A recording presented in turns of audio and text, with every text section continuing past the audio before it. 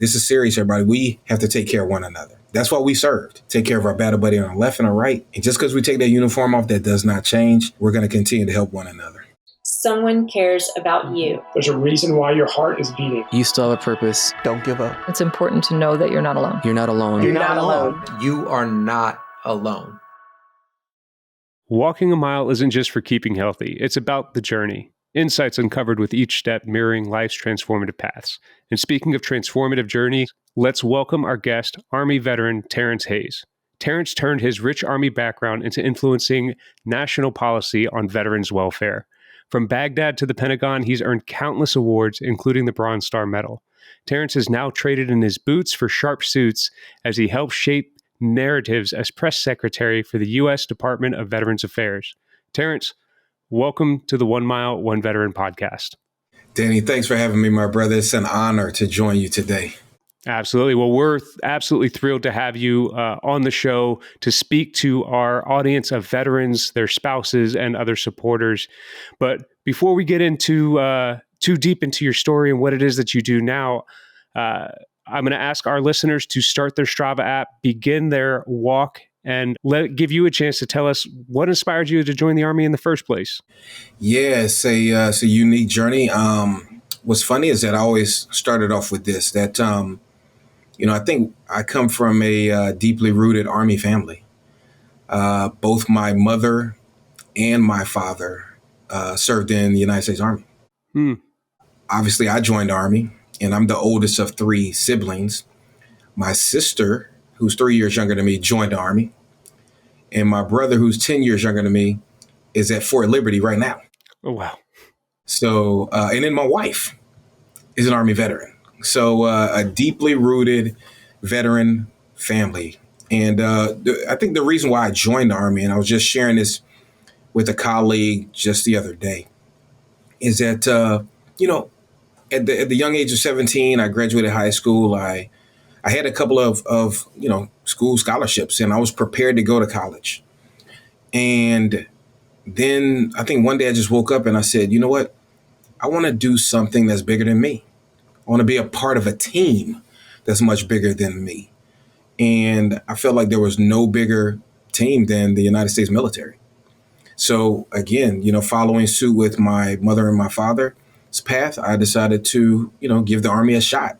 Initially, it was supposed to be a 4-year vacation and I was going to return back to Florida, but it turned out to be probably one of the top 3 best decisions I've made in my life.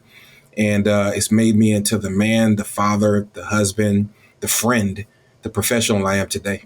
That's really awesome. When you joined, I'm assuming this was either early 2000s, late 90s. You don't look much older to have been the generation before mine. Yeah, I joined right after high school when I was 17. My mom actually had to sign me up, but this was back in 1996. Okay.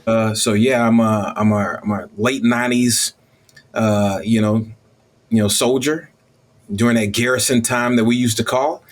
And then, of course, 9/11 happened, brother. And as you know, and most, service members know, that changed the game for everything.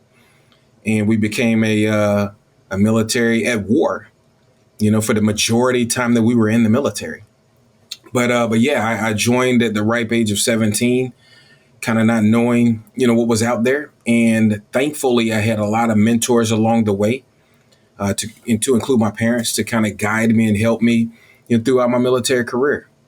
That's really awesome. What was going on in your mind, like when 9/11 happened, and then also having a family that was just nothing but Army? Obviously, that must have raised some hairs on the back of your parents' head, like, or on the back of their neck. I mean, our children are in the military. We're about to embark on this unknown war in 2 different countries. What was that like? Yeah, I was stationed in Anchorage, Alaska at the time when the unfortunate tragedies happened, centered around 9/11. And my mother and father, they served during a time after, kind of war had ended, after the Vietnam War had concluded. So they never, had to go through that, that scenario. But, when that occurred, there definitely was some nervousness with them, but as we chatted all the time, this is what you sign up for. You signed up to support and defend this country, the greatest country in the world. When they need you, and our country needed us. And so, again, while there was some nervousness, a lot of prayers. At the end of the day, this is what we signed up to do, and it was to defend the nation at all costs if it came down to that. So, and I'm proud that I was just one of many service members to get that call and be one of those individuals who served when the nation needed me. Now, was your whole career spent in public affairs, or did you eventually progress into that field? I started public affairs day one as a brand new private in the Army, and did not know what this career field would entail. Started off as a Army journalist, which was super because I'm well versed in writing skills, and I guess I'm a decent orator. But I think it was great, and it allowed me to kind of just blossom. But the unique thing about the Army public affairs field is that I was able to come in contact with every career field that the Army had to offer. Because again, being that Army journalist, I got to go out and hang with the infantrymen and cover the stories that they had when they were out doing, the nation's business.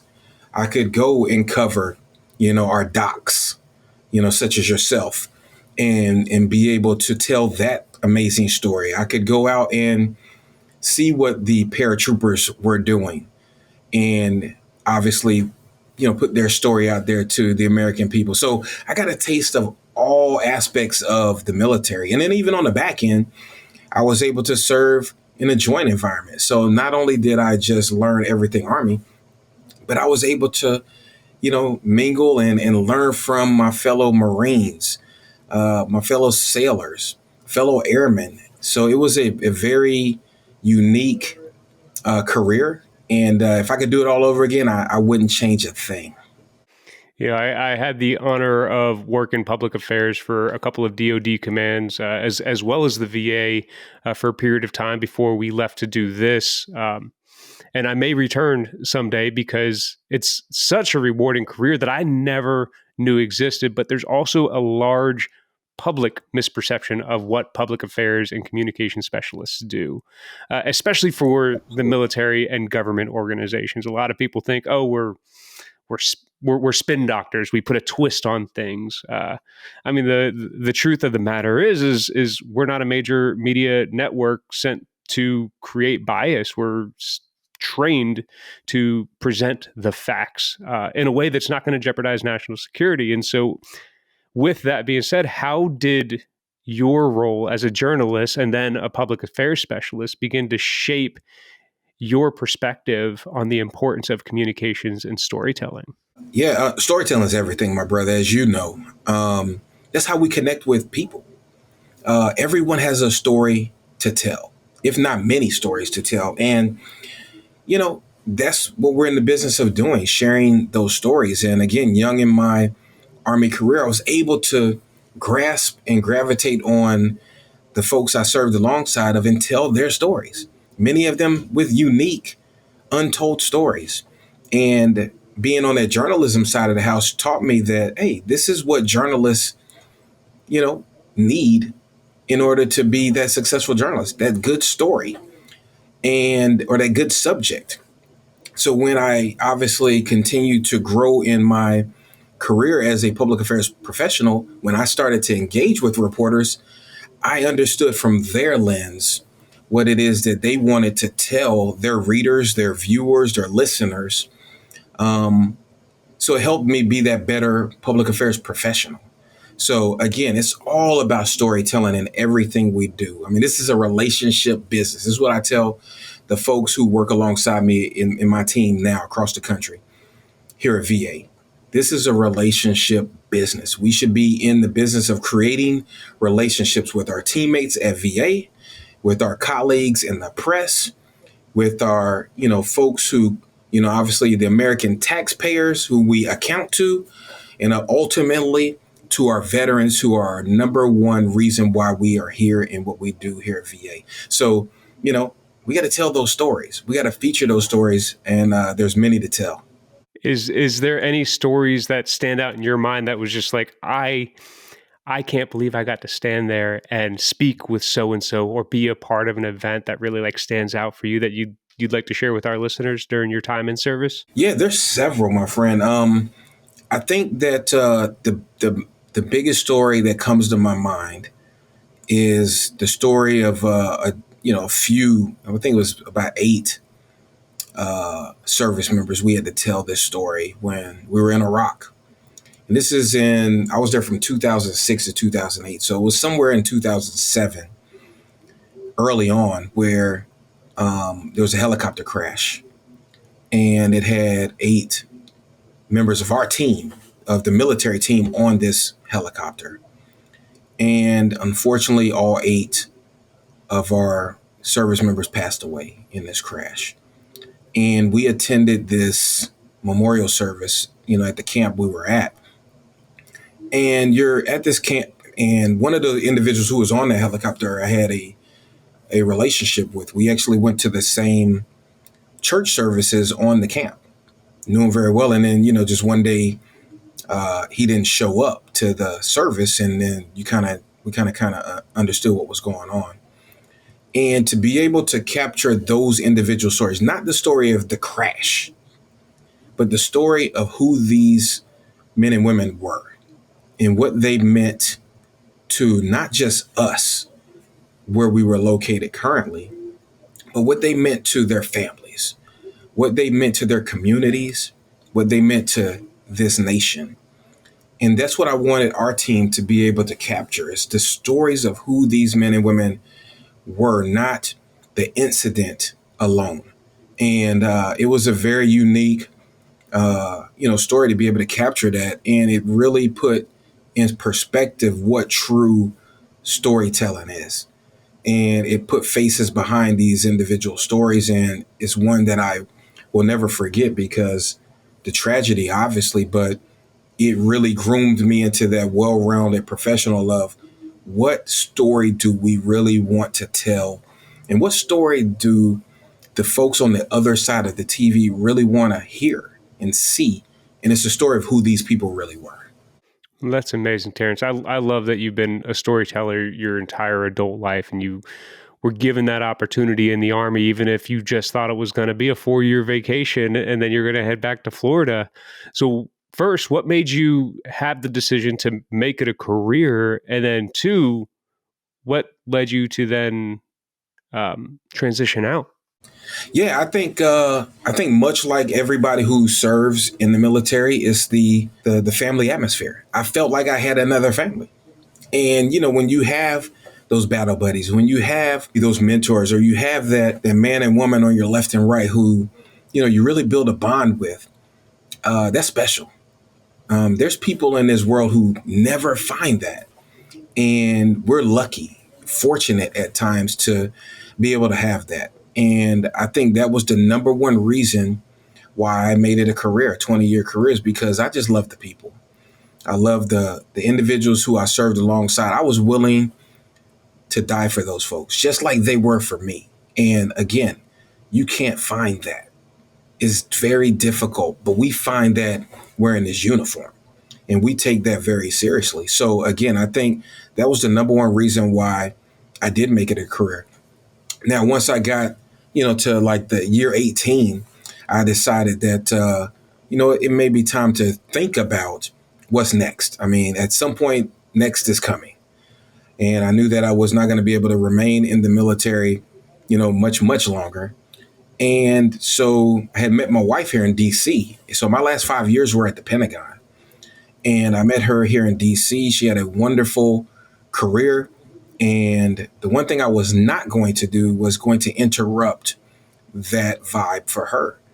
And I actually got selected for Sergeant Major as well, and had a school date and everything, but I ended up declining and putting in my retirement papers. I felt like, hey, I gave everything I had for up to 20 years. It's time for me to bow out, let, these younger folks, continue on.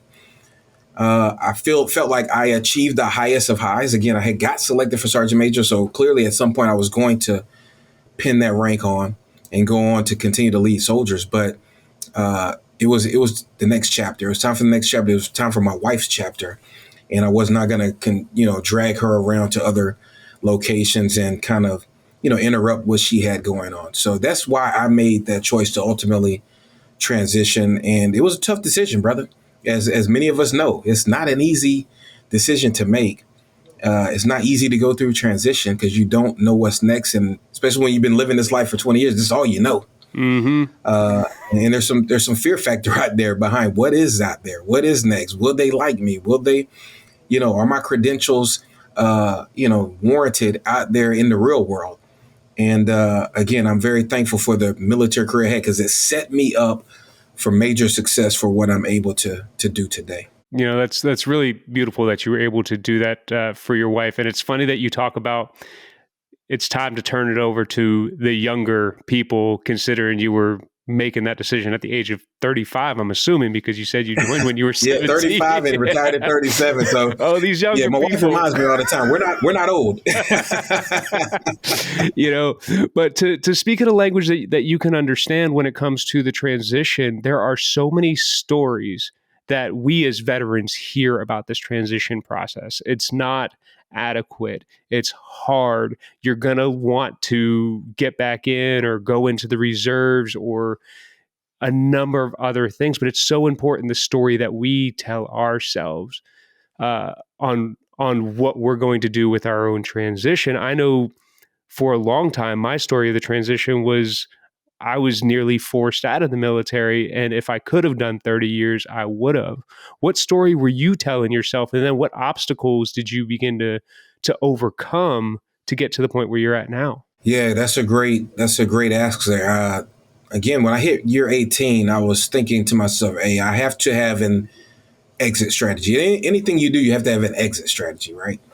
So I started to write my plan down. Whether I was going to get out then or 5 years later or whatever, but I needed to have it written down. I'm a firm believer that if you write it down, you'll hold yourself accountable to that. So I began to write down all of my goals over that next 2-year period and where I wanted to be once I did transition. Now, did everything come to plan as I wrote? No, of course not. But as I was hitting those milestones, I was able to check those items off the list. And again, it was something that I could crystally clearly see because I wrote that down, and I had to hold firm to what I was accounting for myself. So a mentor actually taught me that if you write it down, it's etched in stone. You got to do it now. So again, I wrote out and kind of outlined how I wanted things to go. Boom. I wanted to earn my master's degree before I departed the Army. Check that off. I wanted to get some other credentials to be competitive with my civilian peers out there who I will now be competing against. Boom, I did those things. I wanted to have a job that prepared me, especially my last job, have a job that prepared me for life on the outside world. Boom, was able to do that in my last position at the Pentagon. So again, just holding myself to account to those items. And again, never veering from that outline was critical. I think it's amazing that you were able to start developing that plan 2 years out. And that's kind of what a lot of mentors will recommend to people. Start beginning your planning. Even if you don't get out, at least you were able to start to see the steps. So you plan for, now when we're making plans, we write down what we want to accomplish in, say, 5 years. And then we start back working it, right? It's like, okay, well, where do we need to be in 3 to make that a reality? And then keep back working it. And I know that the position that you're at now, working as the press secretary for the Department of Veterans Affairs, wasn't your first position. So what was it like getting your first job in the civilian sector? What was it, and how did it help prepare you for what you're doing now? Yeah, I think it was typical to the everyday veteran. I went back to what I was familiar with. Again, as I told you, my last job was at the Pentagon for the last 5 years of my service. in uniform, I was on the joint staff with the chairman of the Joint Chiefs. So I left, and I had a bunch of, leave that I needed to exhaust. And 2 months into 3 months of leave, I got bored. And I was like, I need to do something. So I ended up applying for jobs. And guess what? I went right back to the Pentagon. Right back where I had just left, with people I already knew, a familiar environment, something that I knew wouldn't be too wonky for me to kind of figure out my way. And that's what I did. But I only stayed there for 7 months. And I'll never forget what a transition representative once told me. And I didn't believe it, because I said, that's not going to be me. But this woman told me that, she said that typically veterans will bounce around jobs, 4 to 5 jobs in the first 2 to 3 years. And I was like, what? That sounds strange. And I said, that's not going to be me. I'm going to find what I want to do, and I'm going to stick to it. And I kid you not, Danny, she was absolutely right. I was at the Pentagon for 7 months, left there, came to the Department of Veterans Affairs as a career employee in the same office I'm in now, with media relations at that point, and stayed there for about 2.5 years. And then even departed there to go work for the Veterans of Foreign Wars, where I was the National Director of Communications there for, one of the largest veteran service organizations, representing guys and gals like us on Capitol Hill. So, I think it was a typical transition story. I hadn't found my niche. I actually feel like I still haven't found that niche. And I still haven't found that home that I'm going to just say, hey, I'm going to stay here for the next decade and do this. I think once veterans understand that it's okay to have options, because for years we didn't have options. We were told where to be, what to do, how to do it. Now you have options, and it's quite okay to have those options. That's awesome. And it's also quite unsettling, at least for me as a veteran, to start to grow roots in a place. I've been out in Hawaii now for 20 years, was stationed there, but we deployed from there, right? Always moving around, always transitioning, never doing the same thing day in and day out. And, to find those roots was really, really hard, but it's also so key for a fulfilling life. And, I want to start to talk about the work that you're doing now, because there's a lot of veterans that would be in your position that you've probably met that would talk negatively about the Department of Veterans Affairs. It's just a very common, there's a lot of shortcomings that come along with, perceived shortcomings that come along with universal care like the Department of Veterans Affairs, because it's not the same from state to state, even though it's supposed to be uniform, the expectation. But, in 1860s, Abraham Lincoln had this vision that the government would care for our nation's veterans that bore the burden of war. And in the 1960s and 70s, veterans returning from Vietnam kind of started getting left. But then they started fighting for changes within the VA. They started making legislation. They started getting involved in their local VFWs, creating veteran service organizations that eventually linked up with the Department of Veteran Affairs to effectuate change in all aspects. Yes. And there's still challenges that we're facing, 30 years later, after they should have already won the fight completely. Could you share some of these areas of major concern, maybe in the mental health and suicide prevention areas, that the VA is working to address? Absolutely. Well, first and foremost, we must thank the men and women who served in Vietnam. Unfortunately, they were not well received when they returned home, which is a travesty. But because of their fight, it positioned people like you and me in a better place now. We have this thing called the VA that's well positioned to deliver on that promise. And that promise is when you and I take that uniform off, that they're going to care for us and provide us the benefits that we've earned. And that's what we're trying to do here at VA. You mentioned suicide prevention. You mentioned mental health. it's a daily grind when it comes to fighting those things. And we're fighting them like hell. I'll give you an example. The annual veteran suicide report was released last November. The 2 years prior, we saw a decrease every year in veteran suicide. Unfortunately, last year we saw a slight increase. And that could be potentially because of the pandemic that we were in, but it could be potential to some other factors also. We haven't figured out what it is completely. But all of those things play a huge role. And while we saw a slight increase, we know that until we get down to zero, the work doesn't stop. One of the things that we're proud of, Danny, is that there was a law called the Compact Act that was signed by the president. We implemented that last year. And what that means is that if you're a veteran and you're in the middle of any type of mental health crisis, you're able to go to any VA facility or non-VA facility and get the crisis care that you need immediately, free of charge. The VA will flip that bill. We don't care about that. We need you to get the care that you need at a moment's notice. That's whether you come to a VA facility or go to a non-VA emergent facility. We'll take care of you. The unique thing about that is that we've only had that policy instituted for a year, and we've already seen more than 49,000 individuals take advantage of that.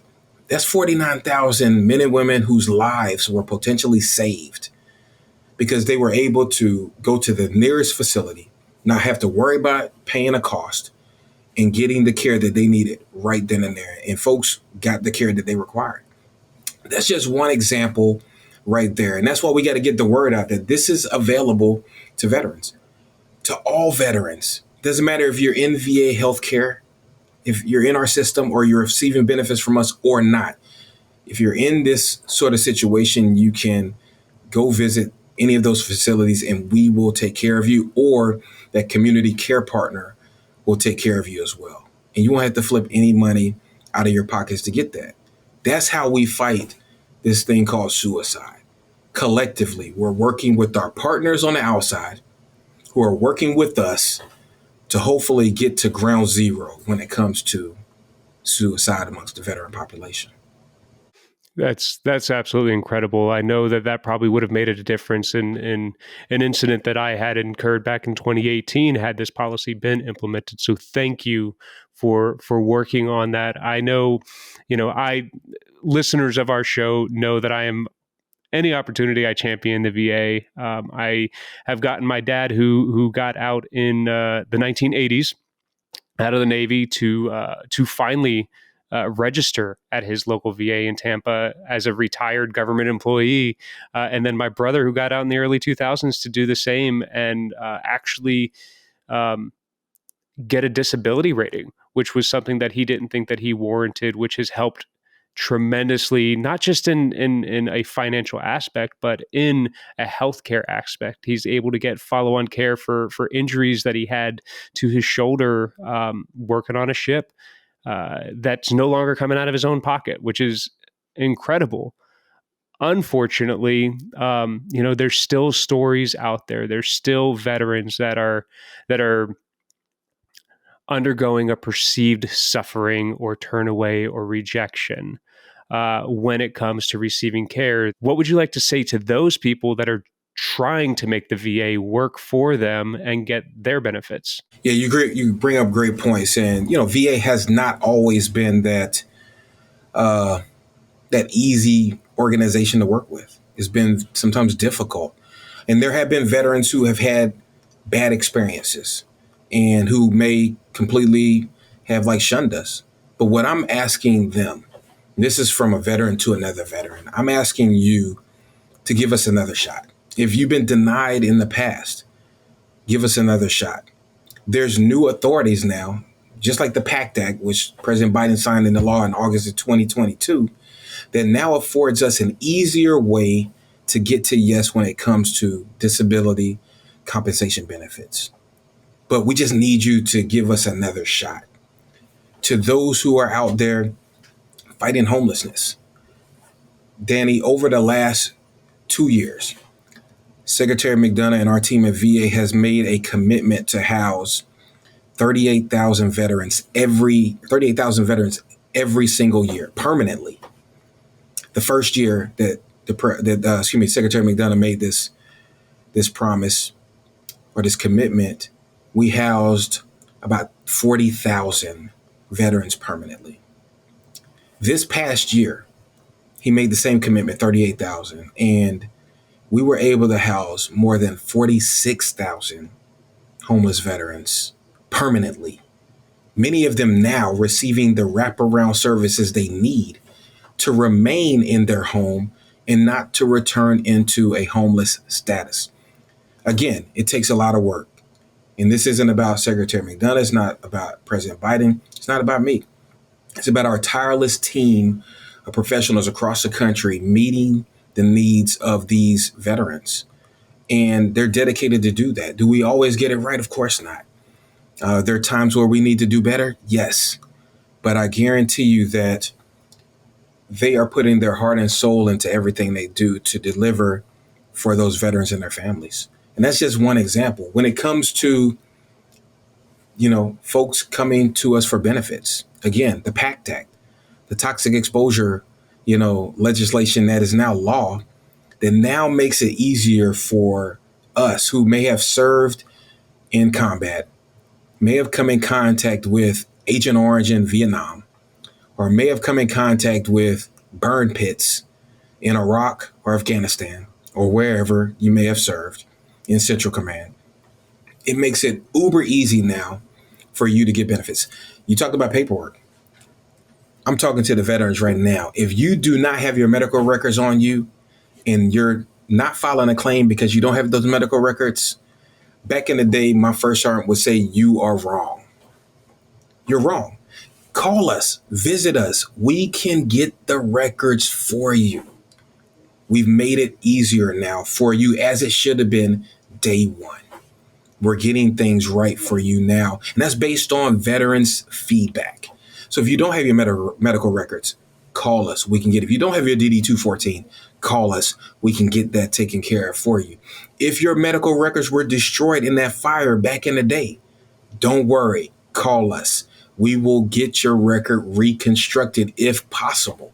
So again, things are a little bit easier now. And again, I'm not going to say that everything is going absolutely right, because it's not. There are areas of improvement that we're looking at every single day. But we're getting things right more so than not. And again, I don't want you to miss out on that boat because you had that bad experience years ago. The VA isn't even the same 3 years ago. Things have changed. Different policies are now in effect for us to help every single woman and man who served this country. We just need you to give us that opportunity to do so. Terrence, I love it because when we have veterans encouraging people to get back involved with the VA, especially in our generation of veterans, progress gets made. Without these new VSOs that have come up, without these veterans stepping forward and approaching and speaking to Congress and getting legislative acts, making their voices heard, these changes, these positive changes, this feedback would not occur.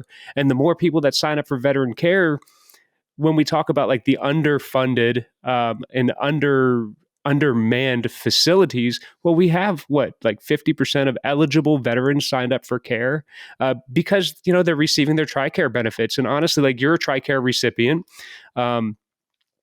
you have the option to use the VA, use TRICARE, or use whatever private medical insurance you want to use through your own job, and all of that aids in funding the VA, which is absolutely incredible. So like, if you're an individual that does have healthcare, the VA is still something that you can use. Absolutely. It is just one easy way that people can help other veterans. Other veterans can help each other through this. So like, sorry, that's always my soapbox. And Danny, the great thing is that in the next few weeks, we're going to have even more authorities to open the doors at our medical centers to more veterans than ever before. What do you mean? There's going to be some more eligibility for more veterans to get their care at VA. Unfortunately, I'm unable to announce it right now. But I'm asking veterans to really look out for this because it's going to impact you soon. So be on the lookout early March that there's going to be some other authorities affording you the opportunity to get your care at VA if you aren't already. Please take advantage. I have a friend right now, non-veteran, is paying about $600 to $700 a month for healthcare for himself. That's $600 to $700 that you and I can keep in our pocket because of our service to this country and because of what is offered at VA. So I'm just encouraging folks to, if you're eligible, to please take advantage of this care. Again, we don't always get it right, but as long as you give us the feedback, we're going to make sure that we damn sure try our best to get it right. Definitely going to be on the lookout for that one. You talk about the saving of money. I haven't had a medical bill in my entire adult life because I went from the military to VA care. Like, I hear you. Trust me. And that's a very real. Very real thing. Listen. I was in the military for 20 years. Florida resident, had no clue what state tax was until I got out and decided to call Maryland home. And then I saw what state tax was. I was like, oh my God. And so similar thing with healthcare, chatting with my friend, not really knowing, because the bubble I live in, and obviously I've served in 20 years, so I never obviously paid anything. And then, departing, having TRICARE and having the VA option, very low cost with the TRICARE, no pay with VA. Had no clue really what the cost of healthcare is until I had a chat with that gentleman. And it really opened my eyes of what type of resources we really have, brother. And to hear that other countries across the world, I'm talking about the UK and these other countries who have staunch militaries also, not as staunch as ours, of course, but staunch militaries, they don't have a VA system like we do to take care of our men and women when they take their uniform off. They're trying to build what we have. And again, it's not all perfect, but we are fully committed to all those who have wore this uniform, as we should. And I think the great part is that to be able to have the option to go to VA, not have to pay, be able to apply for your benefits that you have earned. Because there are people out there right now who are sitting on benefits who have not applied. And every time I find one of those individuals, I get on them. Because, hey, you might not be wanting the benefits for yourself. But do you have a family? Do you have a wife? Do you have a husband? Do you have children? Those benefits could potentially impact them. So that's why you got to sign up. This could potentially be a generational wealth thing. You just don't know. But you worked hard for these benefits. You worked hard for this care. Don't let it just go away. that's awesome. And if the paperwork doesn't go through the first time, keep submitting, keep fighting for it. Absolutely. And again, things are a little bit easier. And what I recommend, there are some predators out there right now who are preying on folks who are applying for their benefits. They're trying to take a chunk of your benefits from where you served and they did not. You don't have to pay anybody to apply for your benefits. What you can do is this. You can contact us and we'll take you through the process. If you don't feel comfortable doing that and you want to do it yourself, you can go online and apply yourself. If you don't feel comfortable doing that, you can visit one of the accredited veteran service organizations who have service officers accredited by VA who are in our system, and they can apply for your benefits on your behalf. And you can have that conversation with them throughout the entire process. Trusted individuals. You can have them apply for you as well. No money exchanges at all, free of charge. That's what I'm encouraging veterans to do to get the benefits that they've earned. Love it. It's ingrained in us to talk about this, but I want to get back to you. I've got two last questions for you if you have the time. Yes, sir. Awesome. So first question, you're in a very demanding job.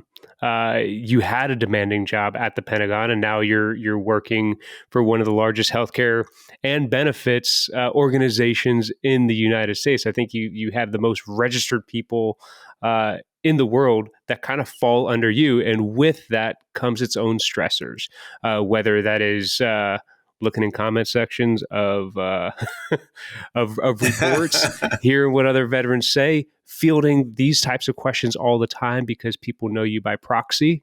Um, how do you how do you prioritize your own personal self-care with all of your other responsibilities, your family, your travel, your occupation? That's huge, Danny. I'm glad you bring that up because this is a topic that more of us need to have. I put it like this, Danny. If I'm not the best version of me, how can I help anyone else? So I have to prioritize myself. I have to prioritize my family. Because if I don't, then I'm not going to be able to do what I need to do here for people like you, my other battle buddies out there. So I have to take time for meditation. I have to take time to exercise. I have to take time to eat right. I have to take time to spend time with my family and be there in those critical moments also. The wonderful thing I love about being in this organization is that Secretary McDonough is all about family. He's lived in a world where he couldn't tell his family anything he did. He was in the national security world. And so that's tough. And then when you don't see your family at night, there were times he never went home because of the nature of what he did. And that can be damaging to the family and definitely damaging to yourself. But now here at VA, he has that opportunity and he leads by example. And he preaches family time. He preaches being home to have dinner with your families every night. That's what it's about. That's what we have to do. We come from a culture, obviously, of mission first. And mission is always first. But we can't sacrifice ourselves for the mission because if we aren't our best selves, the mission will fail. And that's no different from what I'm doing here, man. So I got to make sure I take care of myself. I'm my best version of myself every single day so I can actually do this job and do it successfully. Well, I think you're doing a fantastic job. You represent well. You represent the veteran community well. And unfortunately, a lot of our veterans do still struggle, whether they're not taking care of themselves, whether they're facing what feels like insurmountable odds as they go, or the day has just gotten away from them. I know for myself, even on my best days, sometimes I face a struggle of suicidal ideations. And for veterans that are currently going through a struggle, or anybody that's currently experiencing a mental health crisis, what words of hope do you have for them, Terrence? Yeah, I'm going to tell you what I tell any veteran who contacts me or who I come in contact with. Worst case, if you're in a situation, you don't know where to turn to, reach out to me. Reach out to me on social media. Reach out to me, if you have my email, if you have my phone number, reach out to me. I'm going to take you very serious. And I'm going to put you in contact with the absolute right folks to ensure that you have everything you need. I'm also encouraging our folks to use the 988 hotline, especially for veterans. If you call 988 and you press that number 1 immediately, you go straight to our veteran crisis line. And ever since we shortened that number, because there was a 10-digit number, and I never understood, why there was a 10-digit number. And if I'm in the midst of a crisis, it's bad enough that I'm dealing with everything around me. And I have to remember this 10-digit number to talk to somebody about what I'm going through. It's just virtually impossible to remember all those things when you're in the middle of something. So we were able to successfully come up with this 988 hotline, press the numeral 1. You're in touch with the VCL. Danny, because of that, we've seen the increase of calls increase by 12% over the same time period last year. And some people may say, oh, that says that, we're facing a bigger mental health crisis. No. What we say is that means it's working. Those individuals now have easier access to get the immediate emergent care that they need, that they didn't have before. So I'm asking you to, again, reach out to me or dial the 988 hotline, press that number 1, get the assistance that you need right then and there. This is serious, everybody. We have to take care of one another. That's what we served. Take care of our battle buddy on our left and our right. And just because we take that uniform off, that does not change. We're going to continue to help one another. Thank you for that message and that PSA, Terrence. I really appreciate it. Where can people find and connect with you or your office so that they can get the services that they need? Absolutely, man. You can always visit the VA website at va.gov. Has all the resources readily available there. You can reach me on various different social media platforms. You can reach me on X at VA Press Sec there as well. You can find me on LinkedIn, Terrence L. Hayes on LinkedIn. That's probably one of the platforms I use the most because it's the most trusted that I like from a professional standpoint. I'm putting out information to our veteran population all the time there. And again, you can just visit your local VA facility, or you can give us a call at 1-800-698-2411 for anything, whether that's to learn about benefits, to figure out where your local, VA medical center is, or if you just have a question, use that number. Give us a call. Well, Terrence, I truly appreciate you taking the time to be with us here on the 1 Mile, 1 Veteran podcast. I'm honored, Danny. And anytime you reach out to me, brother, I'll be humbled to join again. Absolutely. And also as a reminder to our listeners, please check out the 1 Mile, 1 Veteran podcast. That's also available on Reese Across America Radio, ready for you on platforms like iHeartRadio, Odyssey, and the TuneIn app.